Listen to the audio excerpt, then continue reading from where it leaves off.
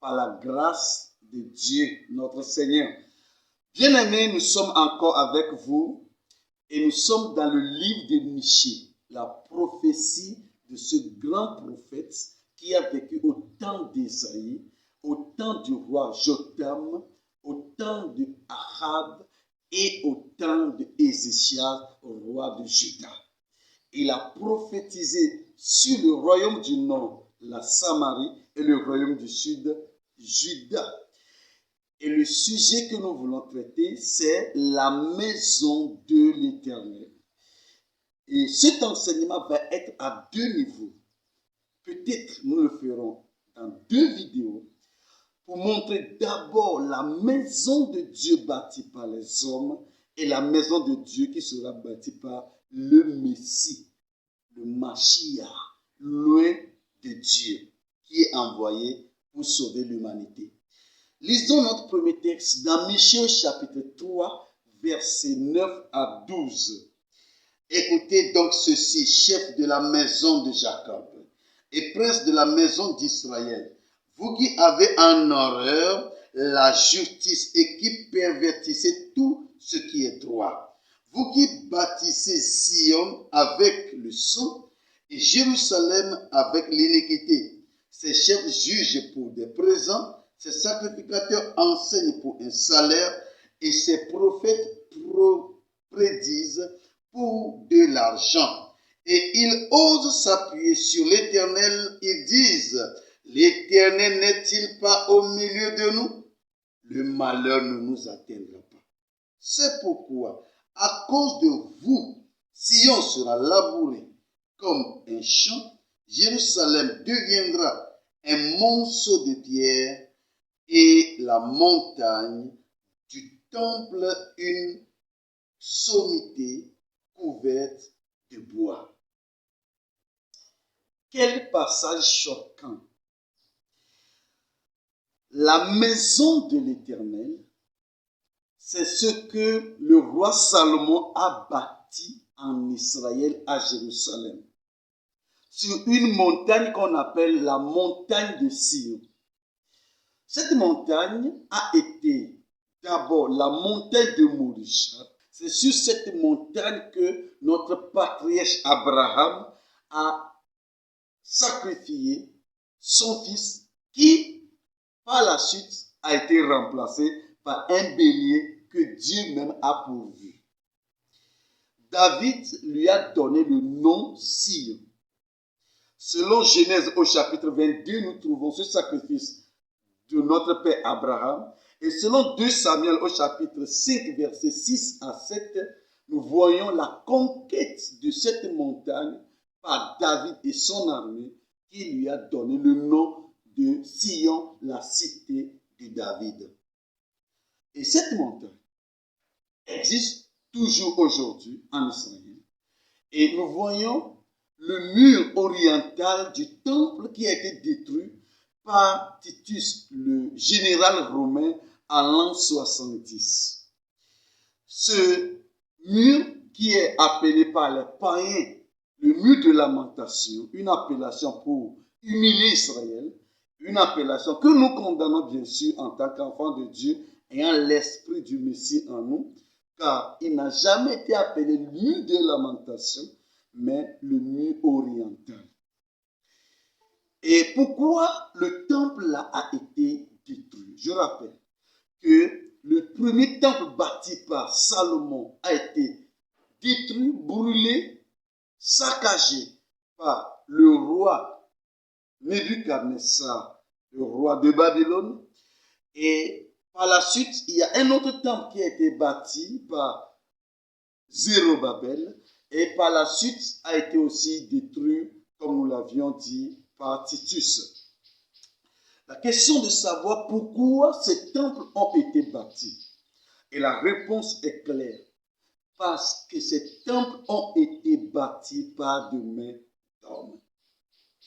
Vous me demanderez pourquoi? Oui, parce que selon les Écritures, Dieu n'habite pas dans ce qui est bâti par la main d'homme.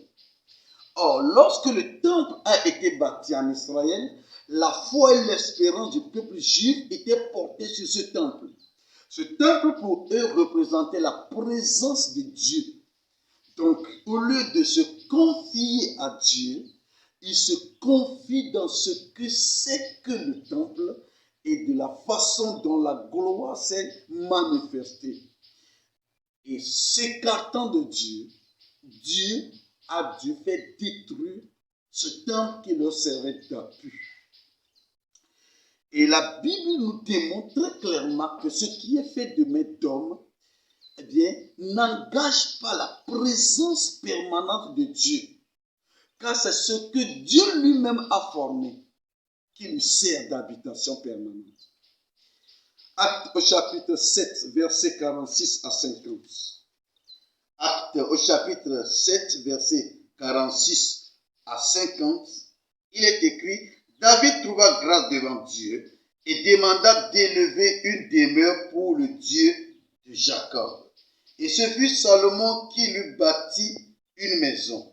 Mais le Très-Haut n'habite pas dans ce qui est fait de main d'homme.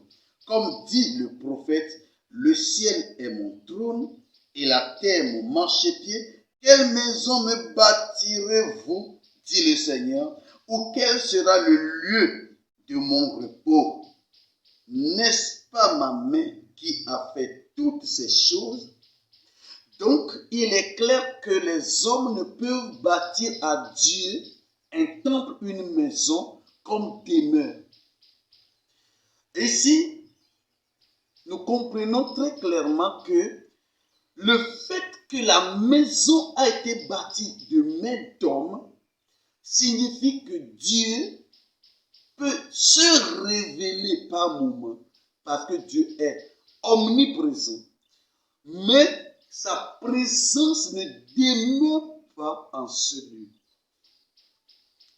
Actes au chapitre 17, versets 24 à 26, l'apôtre Paul nous dit ceci.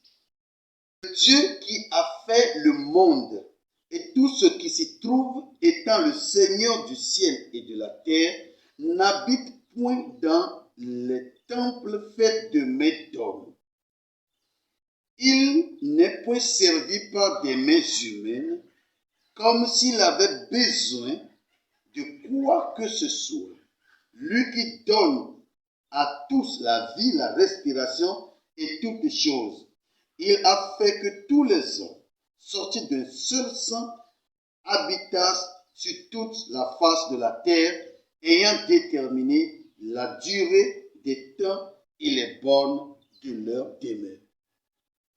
Alors nous voyons que Dieu n'habite pas dans le temple qui est bâti de main d'homme. Mais l'Écriture nous précise que Dieu a fait que les hommes sortent ou viennent dans ce monde à travers un seul sang. Autrement dit, Dieu a créé l'homme, Dieu a formé l'homme, Dieu a bâti l'homme comme son temple. Et c'est dans ce temple que Dieu se manifeste. Mais si les hommes lui bâtissent des temples, ce n'est pas là que Dieu se trouve. Dieu n'est pas plus dans les quatre murs où se réunit l'Église, plus qu'il est dans la maison du croyant. Il est dans la vie en plénitude du croyant, plus que dans des bâtiments qui sont bâtis par des mains humaines. Il faut comprendre que quand nous parlons du temple, il est question de ce qui est spirituel. Car le vrai temple, ce n'est pas ce que Salomon a bâti, ce n'est pas ce que Zérubabel a rebâti, mais le vrai temple, c'est le Messie. Jean au chapitre 2, versets 18 à 22. Jean au chapitre 2, versets 18 à 22. Les Juifs prenant la parole lui dirent: quel miracle nous montres-tu pour agir de la sorte? Jésus leur répondit: détruisez ce temple et en 3 jours je le relèverai. Les Juifs dirent: Il a fallu 46 ans pour bâtir ce temple, et toi, en 3 jours, tu le relèveras. Et voici le commentaire de Jean. Mais il parlait du temple de son corps. C'est pourquoi, lorsqu'il fut ressuscité des morts, ses disciples se souvinrent qu'il avait dit cela et qu'ils crurent à l'écriture et à la parole que Jésus avait dite. Voyons ici Jésus qui purifie le temple, qui chasse les vendeurs, les changeurs de monnaie, les éleveurs de pigeons. Jésus les a chassés en purifiant ainsi le temple. Et l'acte qu'il a posé est un acte messianique. Donc, les leaders religieux en son temps sont venus à lui pour lui questionner sur la raison qui lui a poussé à agir de la sorte. Car c'est seul le Messie qui devait le faire, qui avait le pouvoir de le faire. Et il lui demande, quel miracle, qu'est-ce que tu nous donnes en preuve que c'est toi le Messie quand tu agis de la sorte? Et il leur donne le miracle, le signe, qui est le signe et le miracle de Jonas, la mort et la résurrection. Et le Seigneur leur dit, détruisez ce temple. Jean nous rapporte que ce temple, c'est son corps. Donc quand nous parlons du temple, nous parlons du corps de l'homme. Et principalement, en premier lieu, le corps de notre Seigneur Jésus-Christ. Ce temple, c'est Dieu qui lui a donné ce corps. Ce temple vient de Dieu. Selon qu'il est écrit, c'est pour cela, lorsque le Messie venant dans le monde dit, tu n'as voulu ni des holocaustes, ni des sacrifices, mais tu m'as formé un corps. Donc, il est clair que le corps de Jésus est le temple, est la maison de Dieu. De toute façon, il nous est dit dans Jean chapitre 1, verset 14, que Jésus, qui est la parole, a habité sous sa tente.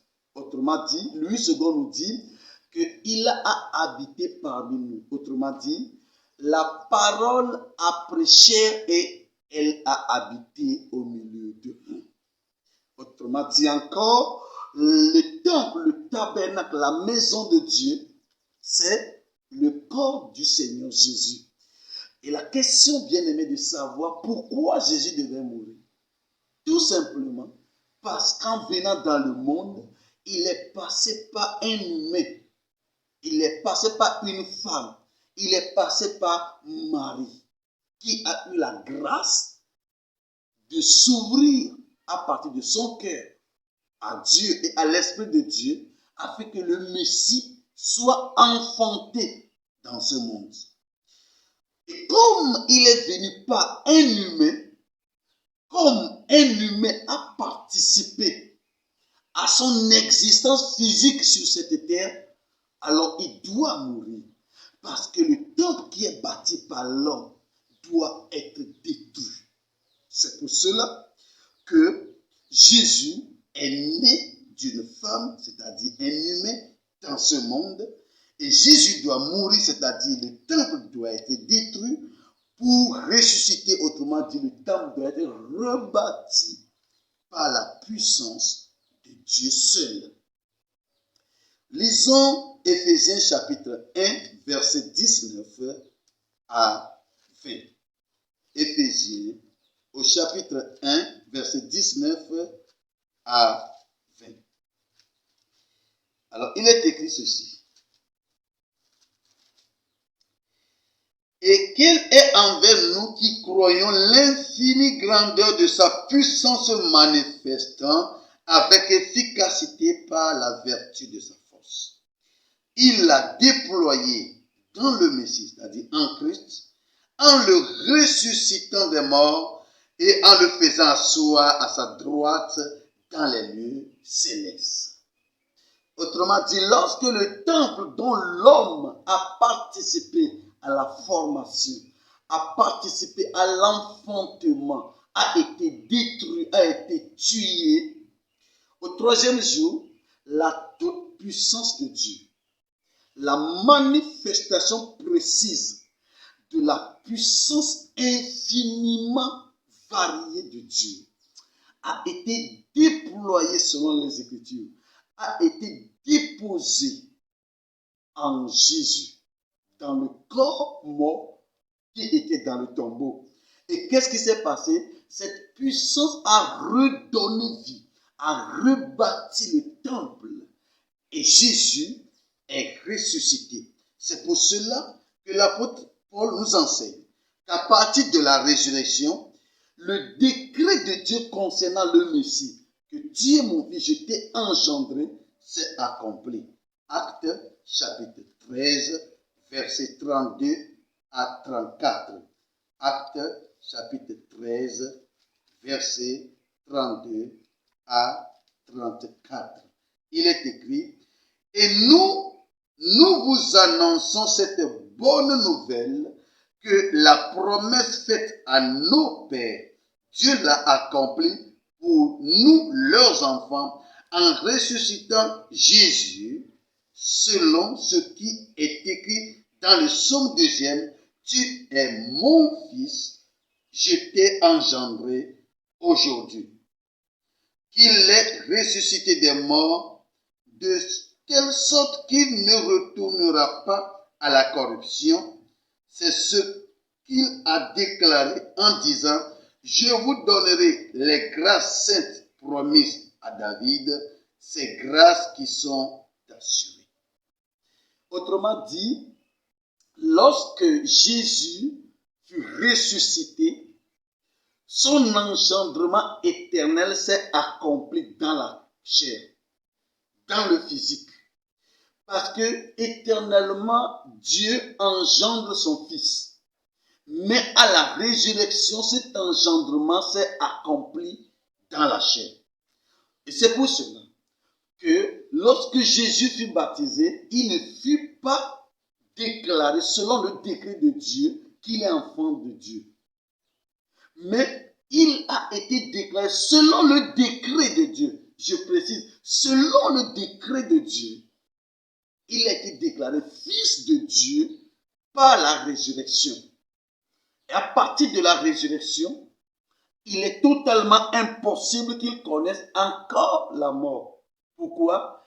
Parce que son temple, le corps de résurrection, est ce que Dieu lui-même a rebâti en déployant sa toute-puissance en lui. C'est pour cela, il est très important pour tous ceux qui nous suivent que vous êtes le premier temple étant né d'Adam. Lorsque par la foi dans le Messie, vous mourrez pour vous, pour vivre pour Christ, vous devenez le nouveau temple bâti par Zérubabel, selon le livre de Zacharie. Et quand vous devenez ce nouveau temple rebâti par Zérubabel, c'est-à-dire vous êtes ce nouveau temple rebâti par le Saint-Esprit, étant devenu des pierres vivantes par la foi en Jésus-Christ, alors, bien-aimés, vous attendez la résurrection qui sera le dernier temple dont nous allons parler dans la seconde vidéo. Il est très urgent que nous prenions conscience que si nous demeurons des enfants des hommes, des temples nés à partir des hommes, Dieu ne peut habiter en nous.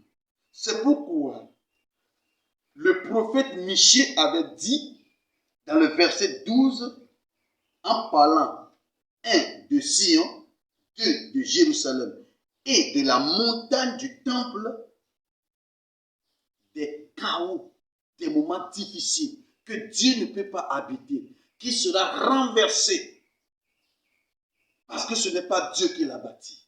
Ce sont les hommes qui l'ont bâti, des hommes pécheurs. Alors que le temple doit servir l'émanation de la loi et de la parole de Dieu, ça, autrement dit, là où les sacrificateurs devaient enseigner la justice, la parole du Seigneur, au lieu de ça, ils enseignent pour un salaire. Au lieu que dans cette ville, les juges, les chefs conduisent avec justice, ils conduisent par rapport au don que les gens vont leur faire. Et les prophètes annoncent des oracles de Dieu à partir de l'argent qu'ils reçoivent. Et tout ça là, ça ne peut pas marcher avec Dieu. Et Dieu a choisi de détruire ce temple et rebâtir un nouveau qui est la nouvelle personne née de nouveau, la nouvelle personne créée selon la parole de Dieu, selon la justice et la sainteté que donne l'Écriture. Vous êtes bénis si vous croyez en Jésus et devenez un nouveau temple qui a été bâti sur le fondement de la foi et dont Jésus est la pierre angulaire et qui ne peuvent être détruits par les hommes. Jésus dit, si quelqu'un croit en moi, même s'il meurt, il vivra. Et ça, c'est l'espérance qui est agitée, qui est collée à notre vie de la foi en Jésus qui fait de nous un nouveau temple de Dieu. Pour conclure, bien-aimés, vous devez accepter Jésus pour devenir un nouveau temple de Dieu. Sinon, si nous demeurons des hommes créés, des hommes nés des pécheurs, alors Dieu ne peut pas habiter en nous. Et par conséquent, nous devons attendre la mort, la destruction. Mais si par la foi nous acceptons Jésus qui est ressuscité, sa résurrection fait de nous de nouveaux hommes, de nouvelles personnes nées de Dieu et maintenant susceptibles d'être habitées par la personne de Dieu, le Saint-Esprit, la puissance du Seigneur. Que Dieu vous bénisse. Nous espérons que vous allez accepter Jésus et devenir le nouveau temple qui ne doit pas être détruit au nom de Jésus. Amen.